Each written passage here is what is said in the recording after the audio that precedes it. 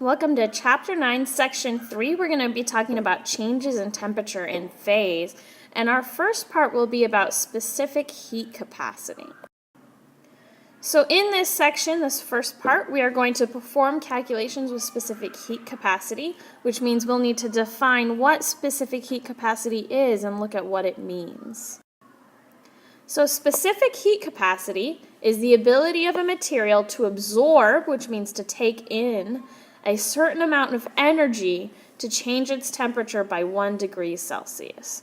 So we have some object, any kind, right, and it's going to take energy inside of it.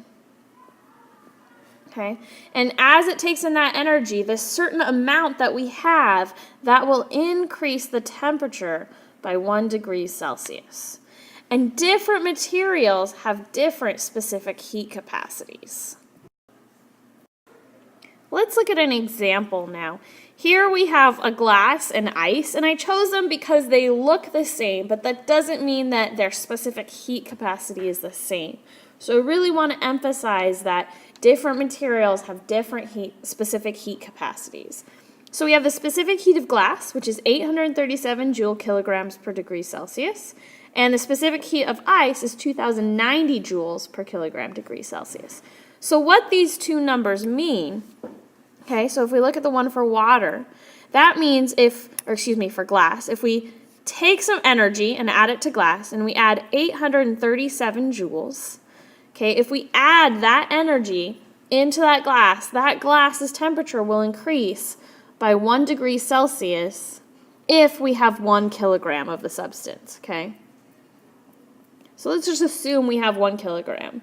So if we started at 5 degrees Celsius and we added 837 joules, it would increase to 6 degrees Celsius as long as there is 1 kilogram of glass. Ice, however, will take more. Okay? Say we have 1 kilogram of ice now.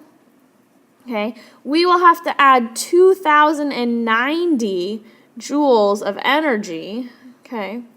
So we're adding that energy to it. And then if that ice is maybe at negative 5 degrees Celsius, its temperature will increase to negative 4 degrees Celsius. So it goes up by 1. But it took 2090 joules in order for that to happen. So adding equal amounts of energy does not equal the same increase in temperature because it depends on the material. Now, since the specific heat of ice is more than twice that of the glass, okay, so this is 2 times as much as this, okay, 2 times more. And really, it's almost 2.5 times more. That means the same amount of thermal energy will increase the temperature of glass more than twice as much, okay, as the temperature of the ice. So if we put 2090 joules into each, right, it's more than twice, so this would increase by 2 when this only increases by 1. Let's take a little closer look at this now. So here we have 1 kilogram each. We have 1 kilogram of our glass. We have 1 kilogram of our ice. And we're going to give their initial temperatures, and I really wrote the wrong temperature to begin with because 20 degrees is not the temperature of ice. If it was 20 degrees, it would be water. So we're going to go ahead and cross that out, and we are going to make this temperature instead have a value of negative 10 degrees Celsius, because both of them are then correct. So our initial temperature, Ti, is negative 10 degrees Celsius, and we're going to add 5,000 joules total to both and see how much each of their temperature changes. Okay, so first let's go ahead and do ice. So I'm going to do it in sections of their heat capacity. So if we start with negative 10 degrees Celsius, okay, and then we can add some energy. So we're going to add 2090 joules. That will raise it 1 degree Celsius. So now it is at negative 9 degrees Celsius. It's increased by 1. Now, I know looking at it, 5,000 minus 2090 still leaves me at least 2090, so I can do this one more time. So I add another 2090 joules, and now I'm at negative 8 degrees Celsius. At this point, I've used 4,180 joules of energy, so I do not have any more energy. So I can add the last bit that I have left, which will be 820 joules, but it won't increase it another degree. So we're still at -8 degrees Celsius. And that's going to be our final temperature of the water after we've added 5,000 joules. So now we're going to add 5,000 joules to our piece of glass. Okay. So this time, as you can imagine, we're going to increase it a lot more. So we start again at -10 degrees Celsius. Okay. And now I add 837 joules. Okay. And we get -9 degrees Celsius. I add 837 more. I add -8 degrees Celsius. Okay, and this is only roughly 1600, so I know I can do this at least 2 more times. So let's add 837 joules, increase it by 1 degree, add 837 more. Okay, and I'm already all the way to -6 degrees. And how much energy have I added? Well, if I add all those up, I've total added 3,358 joules of energy so far, which actually means I can do this one more time. So I'm going to add one more set of 837 joules, and I get to -5 degrees Celsius, and that brings me to a total of 4,195 joules that I've added, and I don't have a whole set of 837 more joules to give because there's only 805 available. So that means my final temperature is -5 degrees Celsius. So you can see here that even though I have added the same 5,000 joules to both materials, the final temperature of each is slightly different. I have -5 degrees Celsius for our glass, and I have -8 degrees Celsius for our water, because the ice cube can absorb more energy than glass before it changes temperature. So hopefully now you have a little bit better understanding of what specific heat capacity is, and now we can start looking at it a little more in terms of equations and how we might use it.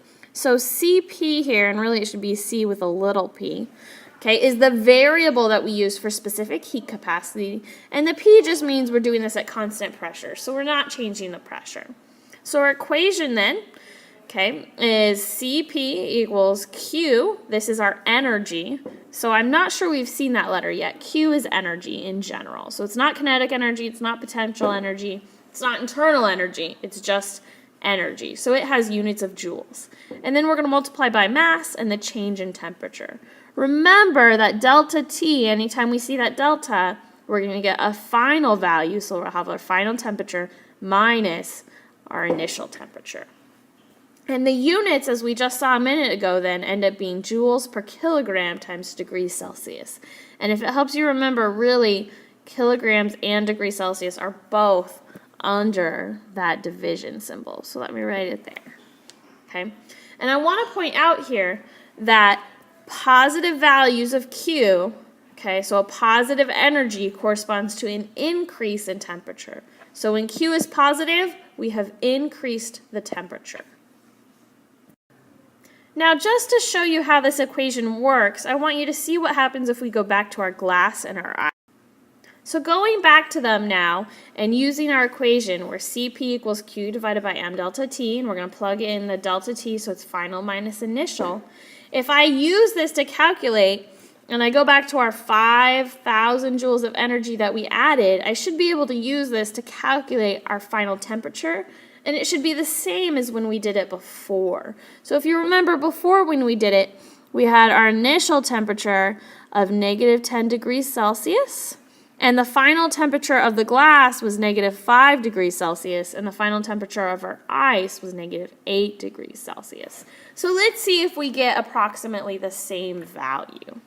Okay, so I can plug things in, and I'm going to do our glass first. So I plug in our specific heat capacity, which is 837, and to save space, I'm not writing units, but remember, you should always write your units. And then I have the 5,000 joules that I added, divided by our mass, and our mass was 1 kilogram, so I just get a 1 there, times our temperature final minus temperature initial. And our initial temperature is -10 degrees Celsius, so I'm going to write a plus 10 there because it's a minus and negative. Okay, so if I solve that now, right, so I'm going to multiply this over here, which means I'll have 5,000 divided by 837. Okay, and then I will subtract my 10, and I get a value where the temperature final equals negative 4.03 degrees Celsius. Now you might be going, hold on there, Miss Christensen. Negative 5 and negative 4 are not equal. But I want you to remember, we were doing this in whole unit increments, and we had 805 joules left over, okay? And the specific heat capacity of glass is 837. So that means that extra 805 joules would have gotten us much closer to negative 4, okay? And you notice this is negative 4.03. So that's why we get a different value, is here we were doing whole units of our specific heat capacity. But we had almost a whole unit over, so it would move us almost a whole degree more. So now let's go ahead and do this also for ice.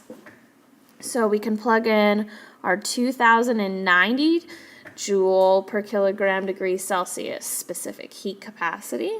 We can set that equal to the 5,000 joules that we are adding, divided by our 1 kilogram mass times our final temperature. And again, we have minus and negative 10 for our initial temperature, so I'm going to write plus 10. When I solve this one for final temperature, I find that the final temperature is now 7.6 degrees Celsius. Okay, and we had negative 8 degrees Celsius, so here we've got the same thing again, where it does round correctly. Negative 7 is almost negative 8, okay?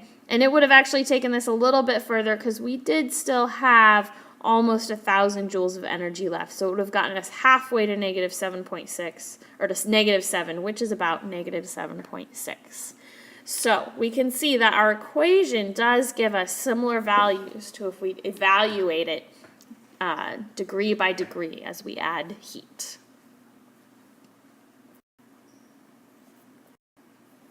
Now our next question is, now that we know what specific heat capacity is, how is that information valuable to us, and how do we find